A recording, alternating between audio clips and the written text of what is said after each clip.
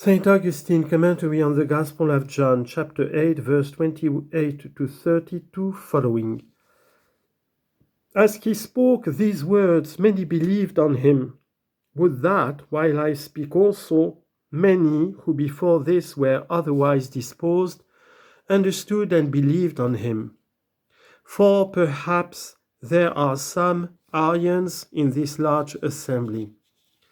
I dare not suspect that there are many Sabellians who say that the Father himself is one with the Son, seeing that heresy is too old and has been gradually eviscerated. But that of the Arians seems still to have some movement about it, like that of a putrefying carcass, or certainly at the most like a man at the last gasp. And from this some still require deliverance, just as from that other many were delivered. This province indeed did not use to have such, but ever since the arrival of many foreigners, some of these have also found their way to our neighborhood. See then why the Lord spoke these words. Many Jews believed on him. May I see also that, while I am speaking, Arians are believing not on me, but with me. Then said the Lord to those Jews who believed on him, If you continue in my word, continue, I say, for you are now initiated and have begun to be there. If you continue, that is, in the faith which is now begun in you who believe, to what will you attain? See the nature of the beginning and whither it leads. You have loved the foundation, give heed to the summit, and out of this low condition seek that other elevation. For faith has humility, but knowledge and immortality and eternity possess not lowliness, but loftiness, that is, upraising, all-sufficiency, eternal stability, full freedom from hostile assault, from fear of failure. That which has its beginning in faith is great, but is despised. In a building also the foundation is usually of little account with the unskilled. A large trench is made, and stones are thrown in every way and everywhere. No embellishment, no beauty are apparent there, just as also in the root of a tree there is no appearance of beauty. And yet all that delights you in the tree has sprung from the root. You look at the root and feel no delight. You look at the tree and admire it. Foolish man, what you admire has grown out of that which gave you no delight. The faith of believers seems a thing of little value. You have no scales to weigh it.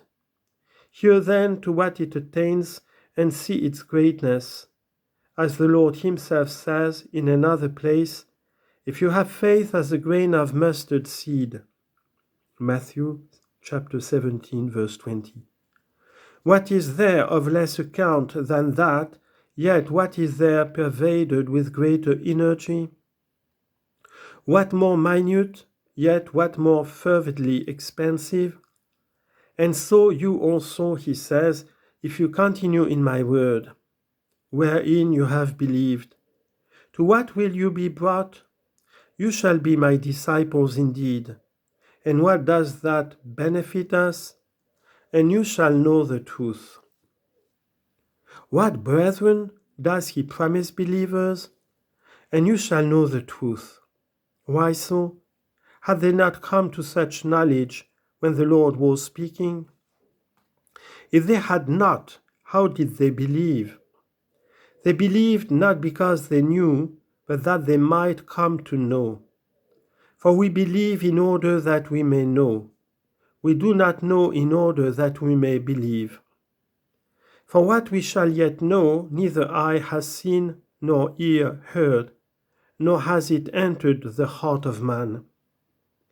Isaiah chapter 64 verse 4, and 1 Corinthians chapter 2 verse 9. For what is faith but believing what you see not? Faith then is to believe what you see not.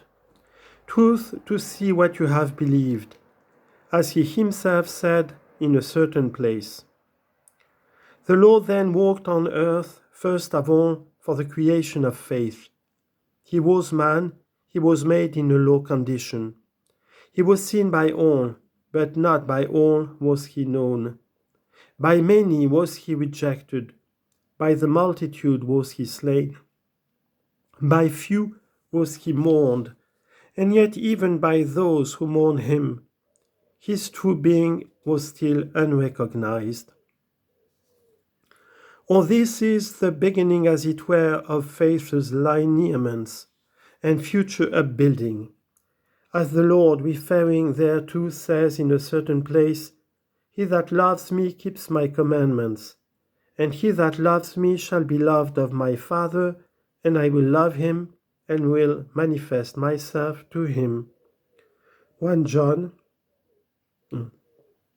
chapter 14, verse 21. They certainly already saw the person to whom they were listening, and yet to them, if they loved him, does he give it as a promise that they should see him. So also here you shall know the truth. How so? Is that not the truth which you have been speaking? The truth it is, but as yet it is only believed, not beheld. If you abide in that which is believed, you shall attain to that which is seen. Hence John himself, the holy evangelist, says in his epistle, Dearly beloved, are we the sons of God? We are the sons of God, but it is not yet apparent what we shall be. We are so already, and something we shall be. What more shall we be than we are? Listen.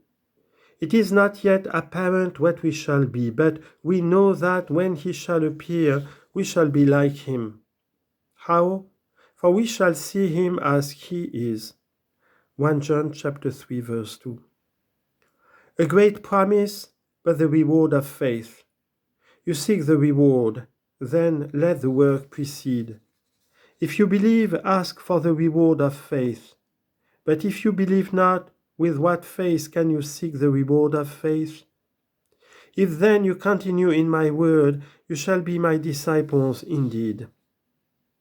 That you may behold the very truth as it is, not through sounding words, but in dazzling light, wherewith he shall satisfy us, as we read in the psalm.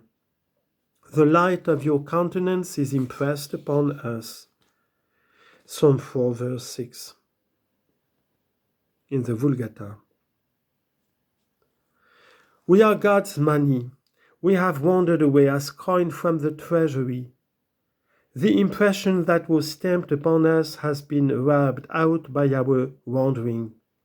He has come to refashion, for he it was that fashioned us at first. And he is himself asking for his money, as Caesar for his. Therefore he says, Render unto Caesar the things that are Caesar's, and unto God the things that are God's. Matthew chapter 22, verse 21. To Caesar his money, to God yourselves, and then shall the truth be reproduced in us. What shall I say to your charity? Oh, that our hearts were in some measure aspiring after that ineffable glory. Oh, that we were passing our pilgrimage in sighs and loving not the world, and continually pushing onwards with pious minds to him who has called us. Longing is the very bosom of the heart. We shall attain if with all our power we give way to our longing.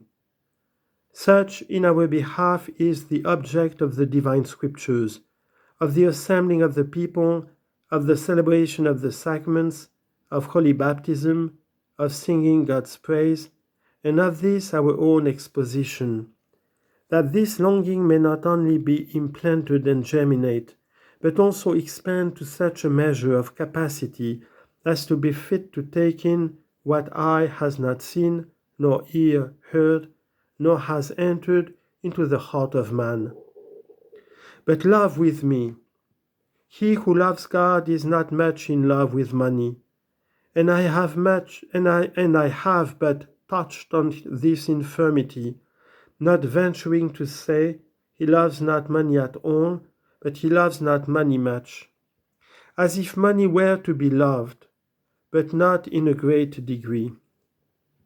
Oh, were we loving God worthily, we should have no love at all for money. Money then will be your means of pilgrimage, not the stimulant of lust. Something to use for necessity, not to joy over as a means of delight. Love God if he has wrought in you somewhat of that which you hear and praise. Use the world. Let not the world hold you captive.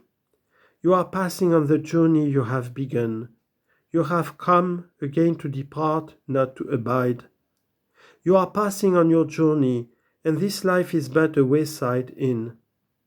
Use money as the traveller at an inn uses table, cup, pitcher, and couch, with the purpose not of remaining, but of leaving them behind. If such you would be, you who can stir up your hearts and hear me, if such you would be, you will attain to his promises. It is not too much for your strength, for mighty is the hand of him who has called you. He has called you, call upon him, say to him, you have called us, we call upon you. See, we have heard you calling us, hear us calling upon you. Lead us whither you have promised. Perfect what you have begun. Forsake not your own gifts. Leave not your own field. Let your tender shoots yet be gathered into your barn. Temptations abound in the world, but greater is he who made the world. Temptations abound, but he fails not whose hope reposes in him, in whom there is no deficiency. I have been exhorting you, brethren, to this in such words, because the freedom of which our Lord Jesus Christ speaks belongs not to this present time. Look at what he added. You shall be my disciples indeed, and you shall know the truth, and the truth shall set you free. What means that shall set you free? It shall make you free men. In a word, the carnal and fleshly minded Jews, not those who had believed, but those in the crowd who believed not, thought that an injury was done them, because he said to them, the truth shall make you free. They were indignant at being designated as slaves, and slaves truly they were, and he explained to them what slavery it is, and what is that future freedom which is promised by himself. But of this liberty and of that slavery it were too long to speak today.